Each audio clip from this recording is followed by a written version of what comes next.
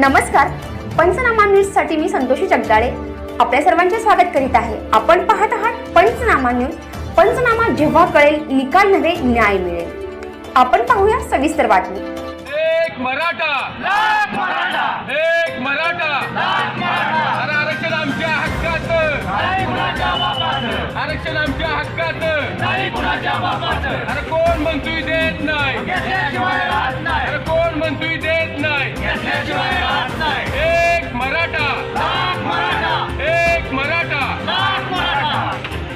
छत्रपती शिवाजी महाराज की जय। हर हर महादेव।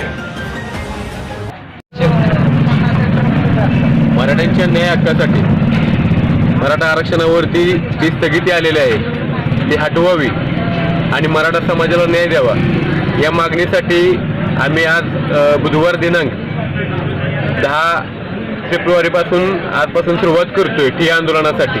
तरी मी पाटण तालुक्याला सकल मराठा समाज पाटण तालुक्याच्या वतीने मी आवाहन करतोय की या ठिय्या आंदोलनासाठी सर्व तालुक्यातील गावांनी वाडी वस्तींनी सहभाग नोंदवावा आणि मराठा समाजाला न्याय मिळवून देण्यासाठी मोलाचं योगदान करावं।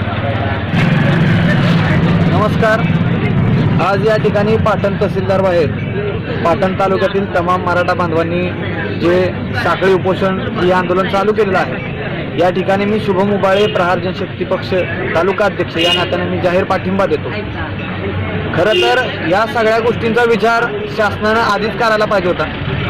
आजच्या ज्या गोष्टी आहेत की आज शैक्षणिक नुकसान मराठा समाजातल्या विद्यार्थ्यांचं होत आहे, त्यांच्यावरती शैक्षणिक नुकसान त्यांचं होत आहे किंवा शासकीय नोकर भरतीमध्ये नुकसान होत आहे, याच्यावरती खरं तर सरकारनं, केंद्र सरकारनं, राज्य सरकारनं लवकरात लवकर तोडगा काढायला पाहिजे होता। आज महाराष्ट्राच्या मातीमध्ये महाराष्ट्रातल्या आमच्या मराठा बांधवाला इथं या ठिकाणी आंदोलन करावं लागतं, ही खरं तर दुर्दैवी गोष्ट आहे।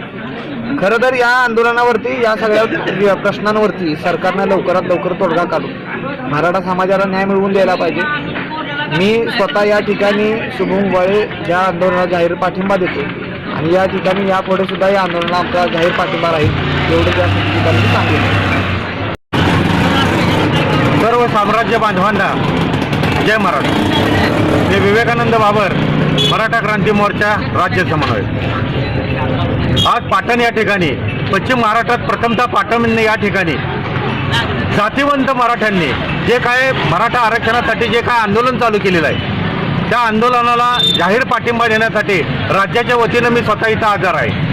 आणि मी पाटण पंचक्रोशीतील समाज बांधवांना आणि राज्यातील समाज बांधवांना अशी विनंती करतोय की प्रत्येकानं स्वतःचं एक सामाजिक कार्य समजून हिरिरीने यामध्ये सहभाग घेतला पाहिजे आणि आपले यामध्ये योगदान दिल्याशिवाय हे मराठा आरक्षणाचा प्रश्न असा सहजासहजी मार्गी लागणार नाही। जे काय मराठा आरक्षणाबद्दल जे काय आतापर्यंत ज्या काही गोष्टी घडलेल्या आहेत, त्यामध्ये पश्चिम महाराष्ट्रामध्ये प्रथमतः पाटण तालुक्यानं त्यामध्ये स्वतःचा सिंहाचा वाटा घेतलेला आहे आणि ही क्रांतिकारकांची भूमी आहे। या क्रांतिकारकांच्या जर भूमीमधून हे जर घडणार नसेल तर मग घडणार कुठून?